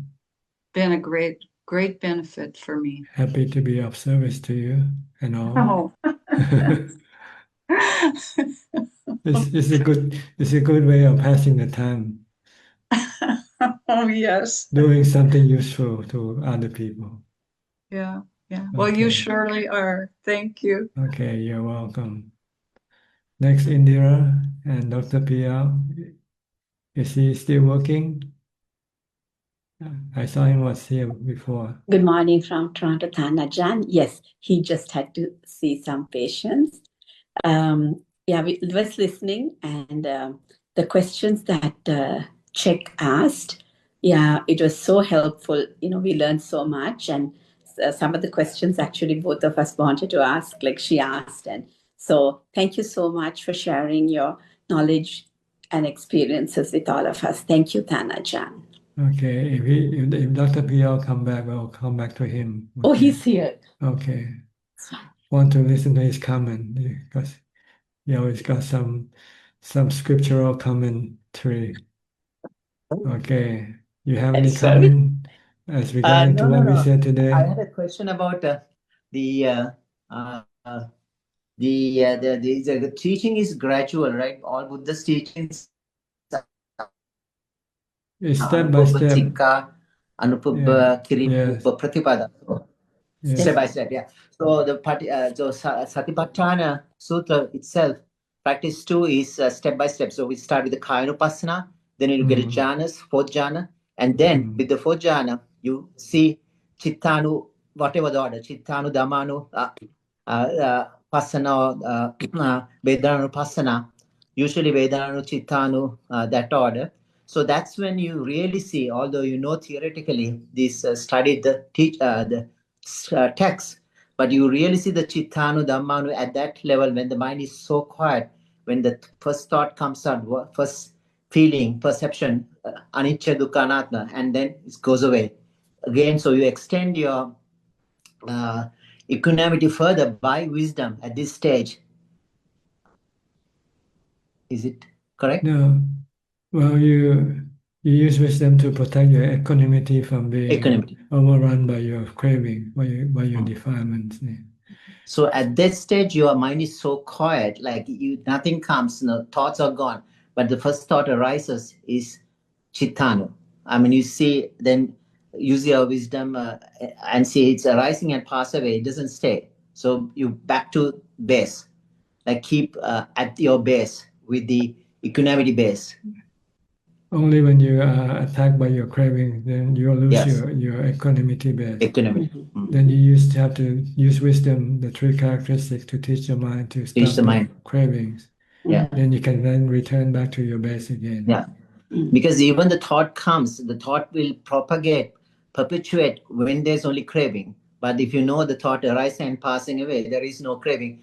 There's no prapancha anymore. Besides the thought, what you see, what you hear also can create your craving also. Yeah, but at that stage, the hearing, the senses, 5 senses generally are completely shut off. You don't even think about the senses. Senses may come into play later if you carry on with the thought, and then you want to see, when you want to hear, then you pull up your never mind. So you don't think, but when sometimes you in real life you still have to come and meet people, see things, and hear things. Yeah. And when you see things and hear things, your craving can come up also. Come up again. Not from the thought themselves. Yes. But by when I see you and you start to say something bad to me, for instance, I can get bad cravings from me. So these are the defilements underlying which anushya, the trains or asravas which trigger. That destroy the equanimity. Yes. Then you use wisdom to get rid of this defilement. Then you can return to equanimity without having to use mindfulness. Yeah. That's right. So the hindrance at that stage of equanimity is the underlying defilements. Those are the hindrances. They are the fetters. Fetters. The 10 fetters that you have to get rid of in order to retain your equanimity. Once you get rid of all the 10 fetters, then you have permanent equanimity, which is Nibbana. That's right. So this clear enough? Very clear. You have to first get rid of the 5 hindrances to get into jhana. Yeah, of course, jhanas. Yes. Once you have the jhana, then you still have the 10 fetters that will try to destroy your equanimity. Yeah. So there's somebody all the time trying to mara. That's right. Try to destroy your equanimity. Yeah. Yeah. I have one question, Thana Ajahn. Now, Buddha always, when he speaks, he said, Dana, Sila Bhavana, like generosity, morality, and Bhavana. Now, some people, they just go straight into Bhavana and they just do it, and they're not interested in these two. They think that if you sit, meditate, and But isn't it important to have the other two? Like, because Buddha very categorically said that those two are very important. Because eventually you're gonna have to give up all your money to become Exactly. a monk. Exactly. So if you cannot give a small percentage now, how can you be able to relinquish all your wealth? Because That's so true. you want to live a life that doesn't rely on money. If you want Yes. to go to Nibbana, you have to give up all your reliance on So true. on money, on sensual pleasures. You use money to give you sensual pleasure, really, basically. So if you still rely on money, that's what I rely thought on of. sensual Okay, so thank pleasures, you. you will not be able to go to Nibbana. You will not meditate successfully either. Because you Thank can you always, so much, when you meditate and you're not successful, then you can always fall back to your sensual pleasure because you have the money. I think that's something. That's poison. Yeah, but if you don't have any money to buy an essential pleasure, then you have to force yourself to just stick with your meditation. Even though you're not succeeding yet, you still have to push it. That's happiness. You have to push Yeah. for your happiness there. That's Because right. those sensory, you cannot buy high sensory pleasures that time. So it will depend on your jhana. That's right. You have no money. So you have to rely on your mindfulness practice to bring you the happiness from jhana. Yes. That's But higher. The more you meditate, that's why when you become monk, you're not allowed to possess any money or any Money, possession. Yes, You're only allowed to have the 4 basic requisite of life. That's all. That's right. That's right. Makes sense. Yes. Yes. So much. Thank you so much. Thank you so much. Welcome. All right. Teruan Next, Sawit. okay. Next, Lynn from Indonesia. Good evening, Tanajan. Hope you're well. Yes, I am fine. Thank you. Thank you. Yes, that's good.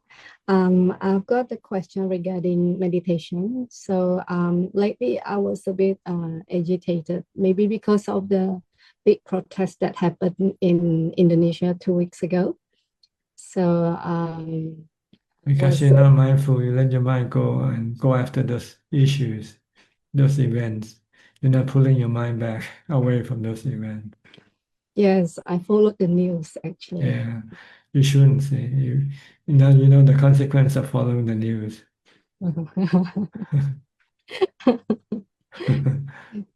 It was quite bad actually 2 weeks ago, but yeah, this is anicca anatta. You didn't see that also.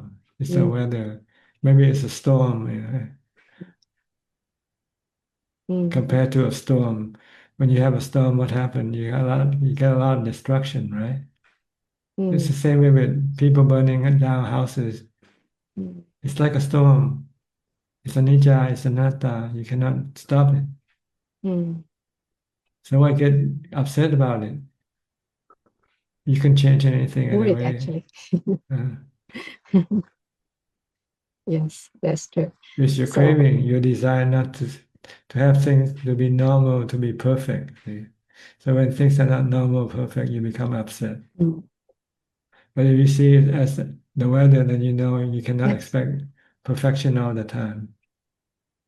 Things will go bad sooner or later. It's just a matter of time. Just like the storm, that eventually there's going to be a big storm coming, right? Sooner or later. Volcano eruption. You have a lot of volcanoes in Indonesia. Yeah. So these things are like natural phenomena. Only we call them human. That's all. But they are natural phenomena. Even human are natural phenomena. Yeah. So you have to see them all as anatta, no self, no human. So the force of nature is working on these things. See? Then you will not feel upset because you know there's nothing you can do about it anyway, right? Yeah, that's true. So it happened 2 weeks ago. So I realized that I was very unmindful because of that situation. So last week I tried to meditate a bit longer. So I was able to meditate as usual, about 6 hours or so. And about two days ago, I did the same routine, and I realized that my mindfulness is getting back again. And my questions for tonight is, why is it that when we are able to stay longer with the breath, the joy within will come out? Because the mind becomes calm. When the mind becomes calm, the happiness arises. Oh, okay. That's all.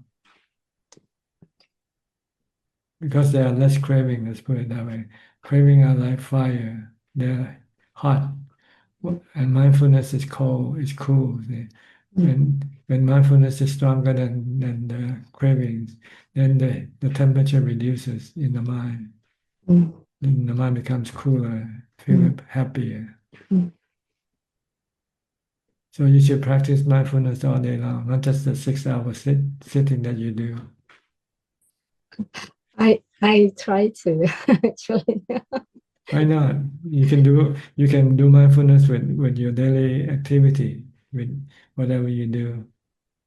Yeah. You don't have to limit your activity. You still can continue doing your activity, but be mindful of the activity. That's all. I teach, so I need to engage with students. You're mindful. You can be mindful with your teaching. Mindful with your reaction to your student. Stay mindful. Then you're actually meditating while you're teaching, while you're working. Mm. Mm. Yeah, right now I just meditate 3 hours a day. That's my meditating time. That's the formal one. That's the sitting Yes. meditation. But you can do the informal one also. Mm. You might not get the best result from them, but you still get at least half of the result from your activity, mindfulness. Better than nothing, That's true. So when you come and meditate, you have stronger mindfulness, and your meditation can be better, can be more calmer and easier. Mm. I'll try harder tomorrow. Mm. Yeah, do it until it becomes second nature to you. Then you'll find that your practice is going better and better. Mm. Okay. Okay. Thank you so much, Ajahn. You're wasting your precious time away, throwing your mindfulness away when you can use it. Mm. Yes, that's true. Okay. Yeah, thank you. That's right. Next, Philip from Malaysia. Good evening, Ajahn. I don't have any questions tonight. Just glad to be listening in. Well, last but not least is Steph from Oregon. I think you almost last. I'm not sure. Any comment? Any question? Yeah, I've been working really hard during the week. So what I do is I wake up and I do a nice long sit, and then I get the kids ready to go to school, and then I practice mindfulness throughout the day. I sit in the backyard underneath a tree. It's just wonderful, my week. But then the weekend, when I have to be busy and I have to leave, that's where I can get grumpy. And so while you driving, lost your mindfulness. You lost your mindfulness. Yes. And I was driving and I got really grumpy, and it came to my mind. It was like, you need to breathe. If you were breathing, you wouldn't hold on to this anger. And I was able to breathe and I was calm. But then on the way back home, it happened again. So it is just that I need to work on my mindfulness. I have to. Okay. Continuous. Okay. Continuous. Okay. So even though I'm doing really well during the week, the weekends. Okay. All right. Just try harder. Okay. Okay, good though. At Yeah, least now you know where the problem is. The problem Yeah. is your lack of mindfulness. It is. It is. Yeah. Always. Okay. Okay. Thank you, Ajahn. I appreciate it. You're welcome. I think Pauline Soon is our last participant. Hello, first time to see your face. I've heard your question for many years now. Can you unmute your microphone first? Okay. Okay. Is it on now? Yes, go ahead. Do you have any question? Okay. Prachan. Actually, I'm the beginner of Dhamma since 2020. At the time was COVID season. So I was starting with this meditation, and then without knowing of the Dhamma. So I still remember I just sitting and then sitting, and after all with the long hour I sit, and then after all I got the experience very fast. Is it? I still remember that I talked to Ajahn, say that I got the experience of a very peace and calm and happy experience. So I do talk to Ajahn. Then after all, Ajahn talk to me, answer to me, say that if like that means you have to become monk. I still remember. So and then so at this moment after 5 years, and then my practice was become weak and weak, and then it's something like not like the previous time, not like the previous time that made me so happy and peace and calm. So I just want to ask Prachan, what should I do? But actually I knew that I was unmindful. I was unmindful, and then I can't make it like those days. I can't make it like those days that I practice. That's a problem. So like those days I can meditate for maybe continuously I sitting, but now maybe once a day I just sitting for morning and night. That's all. That will be my problem.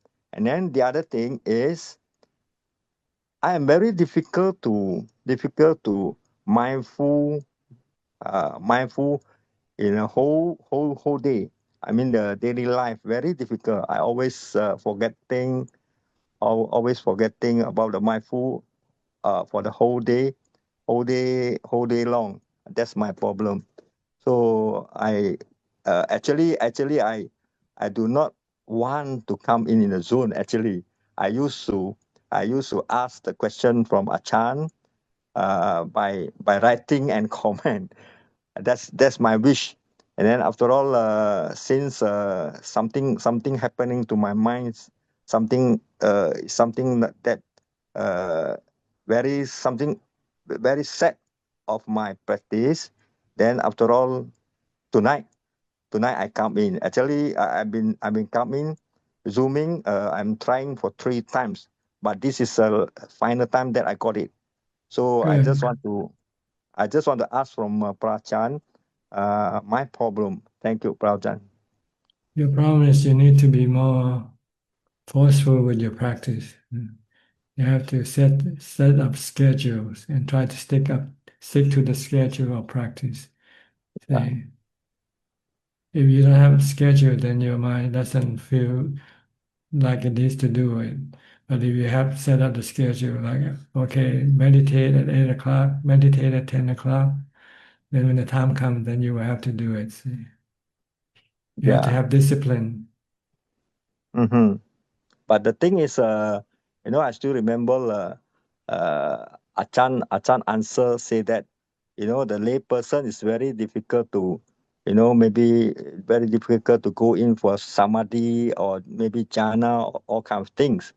So sometimes the mind is thinking, oh, it's very difficult. The kilesa is telling me many things. Very difficult. The layperson very difficult to go in for jhana. To become maybe enlightened of sotapan, all kind of things. So can Prachan advise me on that? Well, like I say, it's not impossible. It might be harder for lay people to practice meditation than for monks. But if you're still a lay person, you can still practice meditation, but maybe not as easy as if you But a are a monk. monk. Yeah. So if you want to have easy practice, then you have to become a monk, like me. Then you have more time, more condition that will support your meditation practice. So if you're still a layman, you can still practice. You just have to be more forceful, more disciplined with yourself. That's all. But now, Prachan, I can notice that my mind now is going to be frustrated, and then because of after 5 years, that will be my result. Something that something that not achieving in my meditation. So You have to forget about your past achievement and start from scratch again. Because right now you don't have any achievement at all, and the Yeah. past achievement doesn't count anymore. See, so you have to start from scratch start with mindfulness. yeah. But it's very difficult to practice for the daily mindfulness. Is it, Prachan? It is, but it's not so hard though. Just be mindful of what you do. That's all. Stay with your Mhm. body. Keep Yeah. watching your body. Don't let Yeah. your mind go think about other things. What's so Mhm. difficult about that? Yeah, correct. But it's Okay. always difficult. Always forgetting, Prachan. And then the other thing is because I was in my house, and then many activities happening in my house. If you compare to those day in the time of COVID, it's nothing happening. It's nothing. I mean, Okay, so you have to go to a place where there's nothing happening. You have to go to a temple or monastery and stay there for a few days at a time. yeah. Go to meditation retreat. Mm-hmm. Okay. All right, we're running out of time for tonight. Okay. Thank you, Thank you Prachan. okay. Thank you, Prachan. Good to see you first time. Yeah, thank you, Prachan. You're welcome. Okay, we'll go to Kunjup now for the remaining questions. We have Grab Namaskarท่านอาจารย์ค่ะ. We have 5 questions this evening, and the first 4 questions are from the assistant Gmail, and they're from Lana. Question 1: Does kissing break the 3rd precept? Kissing. Yes. Well, it's starting to break the precept. You have to be sleeping with each other before you finally breaking the precept. Question 2: Is sex before marriage counted as a sin in Buddhism? It's considered to be sexual misconduct. Question 3: If one is fully independent adult woman, including financially independent from her parents, would it still break the precept regarding sexual misconduct? Well, according to Buddhism, you have sex only to your married partner, like your husband. Question 4: Do adult women still need parents' permission to engage in sexual activities? I guess, I don't know, according to the tradition, I guess, if the tradition say you can do sexual conduct without your permission, then you can do it. Yeah, it's a matter of cultural standard, I guess. And the last question is from Ananda Kaur from Facebook. Bante, is it true that our suffering comes about because of our mental stories? If we stop thinking, suffering stops. Is this correct? Partially correct. You're thinking some of them can cause you suffering and some of them doesn't cause you suffering. It depends on what you think. If you think with cravings, then you will have suffering. But if you think without craving, then there will be no suffering. That is all. Okay. Well, that's about all the time we have for today or tonight. Thank you for your participation. I hope this meeting is useful and can help you move on with your meditation practice. In the meantime, please stay safe, be mindful all the time, and keep on practicing. And if all goes well, I'll see you all at the same time next week. Thank you and goodbye.